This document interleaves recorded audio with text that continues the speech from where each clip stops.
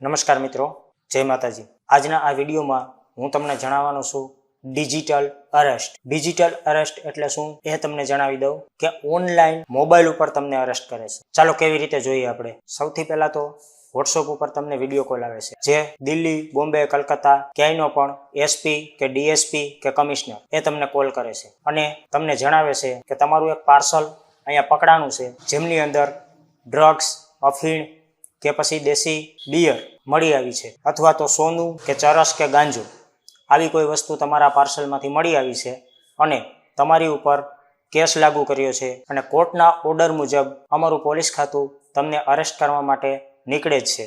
તમારું search warrant જારી કરવામાં આવ્યું છે અને તમને જારી કરેલું એ સર્ચ વોરંટ પણ બતાવે છે। ત્યારબાદ અરેસ્ટ કરવા માટે નીકળતી પોલીસ ખાતાની ગાડી પાસે ઊભી છે, આવા પણ તમને વિડીયો કોલ્સની અંદર દ્રશ્યો બતાવે છે।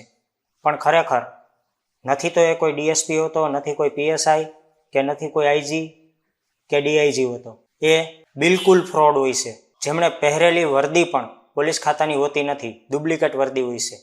કારણ કે ભારત દેશનું કોઈ પણ પોલીસ ખાતું વોટ્સઅપ કોલ કરીને આવી રીતે તમને કાંઈ કહી ન શકે। ત્યારબાદ તમે ગભરાઈ જાવ છો અને બી જાવ છો અને કહો છો કે સાહેબ મારું એ પાર્સલ નથી, મેં કાંઈ મોકલ્યું નથી, તો એ તમને એવી રીતે સમજાવે છે કે ભાઈ આ પાર્સલ કોઈએ તમારા નંબરનો ઉપયોગ કરી કે તમારા આધાર કાર્ડનો ઉપયોગ કરીને પાર્સલ મોકલ્યું હશે, તમે કદાચ સાચા હશો, પણ જો તમારે અરેસ્ટ વોરંટથી બચવું હોય તો તમારે આટલા રૂપિયા આપવા પડશે, 10,000, 15,000, 20,000, 50,000 આ રૂપિયા આપવા પડશે અને ઓનલાઈન તમે ટ્રાન્ઝેક્શન કરી દો એટલે તમારા આ કેસને અમે ખારીજ કરી દઈશું। તો તમે ગભરાઈને તમારી ઉપર કેસ લાગુ ન થાય એટલા માટે તમે એમને ફંડ ટ્રાન્સફર કરી દેશો, પરંતુ આવું કોઈ પણ જાતનું ફંડ ટ્રાન્સફર કરવાનું નથી।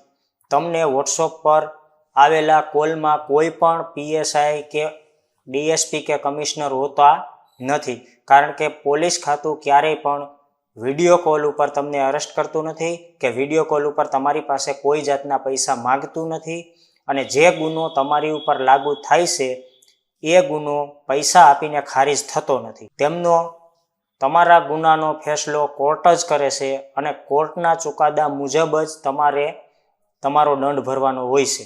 પણ જો તમે ગુનો જ નથી કર્યો, તમે કોઈ એવું પાર્સલ મોકલ્યું જ નથી, તો તમારે ડરવાની કોઈ જરૂરિયાત નથી। અને બીજા નંબરમાં જો એ પોલીસવાળો તમને એવું કહેતો હોય કે અત્યારે જ તમને અરેસ્ટ કરી લેવામાં આવશે, તો એમને કહી દેવાનું કે કાંઈ વાંધો નહીં સાહેબ, મોકલી દો અરેસ્ટ કરવા માટે, અને તરત જ તમારે તમારા નજીકના પોલીસ સ્ટેશનમાં, દરેક તાલુકામાં એક પોલીસ સ્ટેશન હોય છે, તો તમારા નજીક